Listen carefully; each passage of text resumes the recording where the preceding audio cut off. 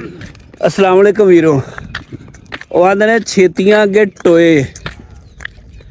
ਭਲੇ ਵਕਤਾਂ ਦੀ ਗੱਲ ਏ, ਇੱਕ ਬੰਦਾ ਸੀ ਤੇ ਉਹਦੇ 4 ਪੁੱਤਰ ਸਨ।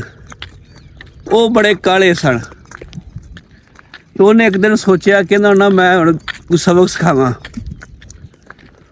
ਉਹਨੇ ਆਦੇ ਵੱਡੇ ਪੁੱਤਰ ਨੂੰ ਨਾ ਕਿ ਦੂਰ ਭੇਜਿਆ ਵੀ ਜਾ ਫਲਾਂ ਜਗ੍ਹਾ ਤੇ ਇੱਕ ਦਰਖਤ ਏ ਤੇ ਉਹ ਵੇਖ ਕੇ ਆ ਕਿਸ ਤਰ੍ਹਾਂ ਦਾ। ਉਹ ਚਲਾ ਗਿਆ। ਜਦੋਂ ਵੱਡਾ ਪੁੱਤਰ ਗਿਆ ਤੇ ਉਦੋਂ ਸੀ ਸਰਦੀ ਦਾ ਮੌਸਮ, ਠੰਡ ਦਾ ਮੌਸਮ ਸੀ, ਧੁੰਦਾਂ ਪੈਂਦੀਆਂ ਸਨ। ਉਹ ਜਦੋਂ ਦਰਖਤ ਉੱਥੇ ਵੇਖਣ ਗਿਆ, ਉਹਨੇ ਵੇਖਿਆ ਦਰਖਤ ਸੁੱਕਾ ਪਿਆ, ਨਾ ਕੋਈ ਉਹਦੇ ਪੱਤਰ, ਸੁੱਕਾ ਟਾਹਣਾ ਦਾ ਬਸ ਖ਼ਤਮ ਹੋਣ ਵਾਲਾ ਹੀ ਸੀ। ਅੱਛਾ, ਉਹ ਵਾਪਸ ਆਇਆ ਤੇ ਫਿਰ ਉਸ ਬੰਦੇ ਨੇ ਆਪਦੇ ਦੂਜੇ ਪੁੱਤਰ ਨੂੰ ਭੇਜਿਆ ਵੀ ਜਾ ਤੂੰ ਨਾ ਹੁਣ ਵੇਖ ਕੇ ਆ ਦਰਖਤ। ਤੇ ਜਦੋਂ ਉਹਨੂੰ ਭੇਜਿਆ ਉਦੋਂ ਬਹਾਰ ਦਾ ਮੌਸਮ ਸੀ, ਦਰਖਤਾਂ ਦੇ ਫੁੱਲ ਲੱਗੇ ਸਨ, ਹਰੇ ਪੱਤਰ ਨਿਕਲਦੇ ਪਏ ਸਨ। ਉਹ ਜਦੋਂ ਵੇਖ ਕੇ ਆ ਗਿਆ, ਫਿਰ ਉਹਨੇ ਗਰਮੀਆਂ ਦੇ ਮੌਸਮ 'ਚ ਤੀਜੇ ਪੁੱਤਰ ਨੂੰ ਭੇਜਿਆ। ਜਦੋਂ ਤੀਜਾ ਗਿਆ ਤੇ ਉਹ ਦਰਖਤ ਫਲ ਨਾਲ ਭਰਿਆ ਸੀ, ਲੱਦਿਆ ਪਿਆ ਸੀ ਤੇ ਉਹਦਾ ਉੱਥੋਂ ਆਉਣ ਤੇ ਦੇਰੀ ਨਾ ਕਰੇ ਵੀ ਮੈਂ ਇੱਥੇ ਬਹਿ ਕੇ ਨਾ ਫਲ ਖਾਧੀ ਜਾਵਾਂ ਦਾ। ਉਹ ਵਾਪਸ ਆ ਗਿਆ। ਫਿਰ ਉਹਨੇ ਜਦੋਂ ਪਤਝੜ ਦਾ ਮੌਸਮ ਆਇਆ, ਖਜ਼ਾਂ ਦਾ ਮੌਸਮ ਆਇਆ, ਉਹਨੇ ਚੌਥੇ ਪੁੱਤਰ ਨੂੰ ਭੇਜਿਆ ਵੀ ਤੂੰ ਵੇਖ ਕੇ ਆ। ਜਦੋਂ ਉਹ ਵੇਖਣ ਗਿਆ ਤੇ ਉਦੋਂ ਦੇ ਪੱਤਰ ਸੁੱਕਦੇ ਪਏ ਸਨ ਤੇ ਬੇਰੌਣਕੀ ਸੀ ਦਰਖਤ 'ਤੇ। ਉਹ ਜਦੋਂ ਚੌਥਾ ਵੀ ਆ ਗਿਆ, ਉਹਨੇ ਚੌਂ ਨੂੰ ਕਰ ਲਿਆ ਇਕੱਠਿਆਂ ਤੇ ਇਕੱਠਿਆਂ ਕਰਕੇ ਪੁੱਛਦਾ ਹਾਂ ਬਈ ਦੱਸੋ ਕੀ ਵੇਖ ਕੇ ਆਈਏ।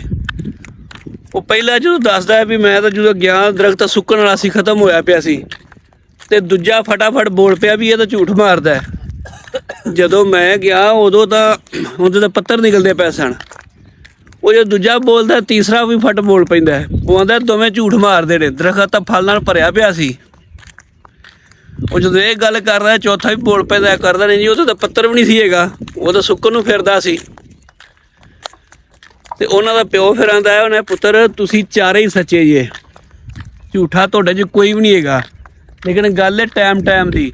ਜਦੋਂ ਪਹਿਲਾਂ ਗਿਆ ਸੀ ਉਦੋਂ ਸਰਦੀ ਦਾ ਮੌਸਮ ਸੀ, ਜੋ ਦੂਜਾ ਗਿਆ ਸੀ ਬਹਾਰ ਦਾ, ਅਤੇ ਜਦੋਂ ਗਰਮੀਆਂ 'ਚ ਤੀਸਰੇ ਨੂੰ ਗਿਆ ਤਾਂ ਜਦੋਂ ਗਰਮੀਆਂ 'ਚ ਗਿਆ ਸੀ ਉਦੋਂ ਫਲ ਲੱਗਾ ਸੀ। ਇਸ ਤਰ੍ਹਾਂ ਹੀ ਬੰਦਿਆਂ ਦੀ ਮਿਸਾਲ ਹੈ, ਸਾਡੇ ਮੁਆਸ਼ਰੇ ਦੀ ਮਿਸਾਲ ਹੈ ਵੀ ਜਦੋਂ ਤੁਸੀਂ ਕਿਸੇ ਬੰਦੇ ਨੂੰ ਮਿਲੋ ਉਦੋਂ ਹੋ ਸਕਦਾ ਖੁਸ਼ ਹੋਵੇ ਅਤੇ ਤੁਸੀਂ ਆਖੋ ਵੀ ਇਹ ਸਦਾ ਹੀ ਇਸ ਤਰ੍ਹਾਂ ਦਾ। ਜਾਂ ਜਦੋਂ ਤੁਸੀਂ ਕਿਸੇ ਬੰਦੇ ਨੂੰ ਮਿਲੋ ਤੇ ਹੋ ਸਕਦਾ ਉਸ ਟਾਈਮ ਬੜਾ ਉਹਦੇ 'ਤੇ ਕੋਈ ਦੁੱਖ ਹੋਵੇ ਜਾਂ ਕੋਈ ਪਰੇਸ਼ਾਨ ਹੋਵੇ ਤਾਂ ਤੁਸੀਂ ਆਖੋ ਵੀ ਇਹ ਇੰਝ ਪਰੇਸ਼ਾਨ ਹੀ ਰਹਿੰਦਾ। ਇਹਦਾ ਮਤਲਬ ਇਹ ਨਹੀਂ, ਕਿਸੇ ਵੀ ਬੰਦੇ ਨੂੰ ਪਛਾਣਨ ਵਾਸਤੇ ਟਾਈਮ ਚਾਹੀਦਾ। ਉਹਦੇ ਨਾਲ ਕੋਈ 4 ਦਿਨ ਟੁਰੋ, ਕੋਈ 6 ਮਹੀਨੇ ਟੁਰੋ, ਤੁਹਾਨੂੰ ਪਤਾ ਲੱਗੇ ਕਿ ਉਹ ਬੰਦਾ ਕਿਸ ਤਰ੍ਹਾਂ ਦਾ ਹੈ।